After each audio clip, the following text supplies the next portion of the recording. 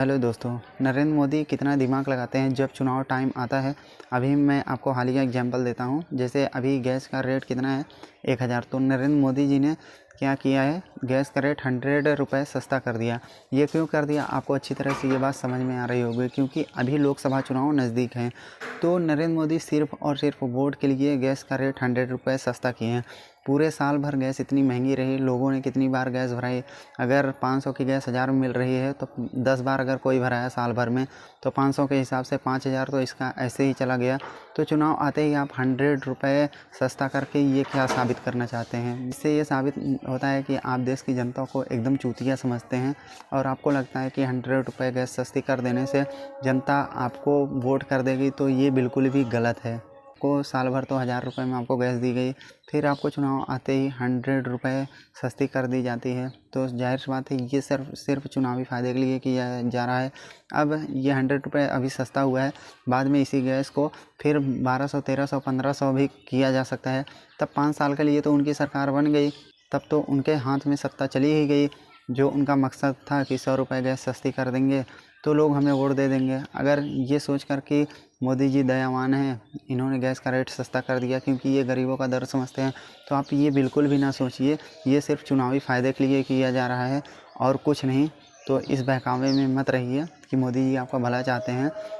आप धर्म के नाम पर चाहे जितना लोगों को भड़का ले, लेकिन आप जो कर रहे हैं ये शायद देश की जनता वाकिफ़ हो गई है। अभी आपकी पार्टी का जो इलेक्टोरल बॉन्ड वाला जो सिस्टम है, जो आपकी पार्टी ने स्कैम किया है, इसको भी लोग अच्छी तरह से अभी नहीं जान पाए हैं, क्योंकि मीडिया इस चीज़ को दिखाती नहीं है।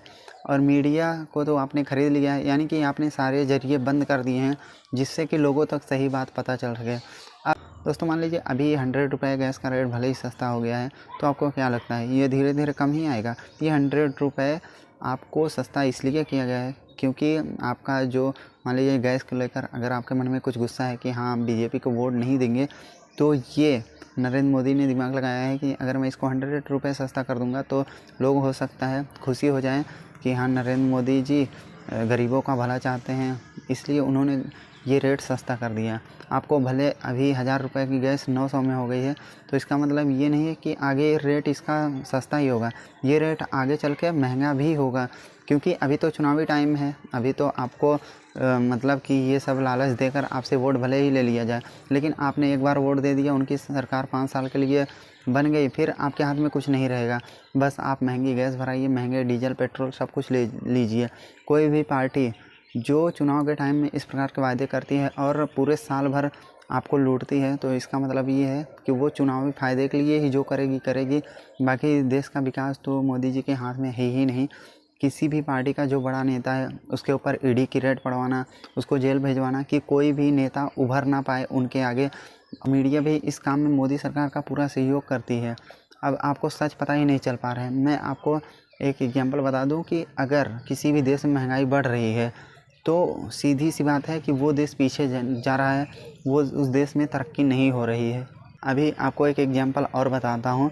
जब राम मंदिर पर सुप्रीम कोर्ट का फ़ैसला आया था, तो नरेंद्र मोदी ने क्या कहा था कि मुझे गर्व है इस बात पर कि ये फ़ैसला न्याय के हक़ में आया है। अभी सुप्रीम कोर्ट ने इलेक्टोरल बॉन्ड को रद्द किया है, जो इन्हीं की स्कीम थी। इलेक्टोरल बॉन्ड का मतलब आप समझ रहे हैं ना, इलेक्टोरल बॉन्ड मतलब चुनावी चंदा, यानी कोई भी आदमी पार्टी के नाम पर उसे चंदा दे सकता है। यानी कि बीजेपी ने अपनी पार्टी को मंदिर की तरह बना दिया है। इसमें कोई टैक्स नहीं लगेगा, ना इसकी जानकारी जनता को दी जाएगी। क्यों नहीं दी जाएगी? क्योंकि ये दान के तौर पर इनको दिया जाता है। टोटल 16,000 करोड़ रुपए का इनको चंदा मिला है। अब सुप्रीम कोर्ट के कहने के बावजूद भी एस बॉन्ड की जानकारी सुप्रीम कोर्ट को नहीं दे रही है, और इन्होंने 4 महीने का समय मांगा है। 4 महीने का समय सिर्फ इसलिए क्योंकि अभी चुनाव नज़दीक है। क्योंकि अगर इन बॉन्ड्स की जानकारी लोगों को पता चल गई कि कितना चंदा इस पार्टी को किसके ज़रिए मिला है, तो जाहिर सी बात है कि बीजेपी को बहुत ज़्यादा नुकसान होने वाला है। किसी के दबाव में आकर ही एसबीआई ने ये बोला है कि उन्हें 4 महीने का वक्त चाहिए। सीधा मैं आपको बीजेपी का फंडा बता दूं कि उसके जीतने का तरीका क्या है। देखिए, कोई भी पार्टी का नेता जो बीजेपी के अलावा जो अदर पार्टी में है वो आगे बढ़ रहा है, तो उसके ऊपर ईडी की रेड पड़वा के उसको जेल में डलवाई, फर्जी केस में डालकर। मीडिया के ज़रिए लोगों को सही जानकारी ना पहुंच पाए, इसलिए मीडिया को ही ये लोग ख़रीद लिए हैं। देश में महंगाई बढ़ रही, इस पर बात नहीं होती, बल्कि राम मंदिर, हिंदू मुस्लिम, इस सब की बातें होती हैं। तो जाहिर सी बात है कि जिस पार्टी के हाथ में देश का विकास नहीं होगा, जीतने के लिए कोई ना कोई तरीका अपनाएगी ही। बीजेपी का फंडा है कि लोगों को धर्म के नाम पर भड़काओ और लोगों को धर्म के नाम पर भड़का के इनसे वोट लो, तो ये इनका तरीका है। बाकी इनके पास जीतने का कोई मुद्दा नहीं है। दोस्तों वीडियो में इतना ही है। आपको ये वीडियो कैसा लगा कमेंट में ज़रूर बताएं और इस वीडियोज़ के लिए हमारे चैनल को सब्सक्राइब करें।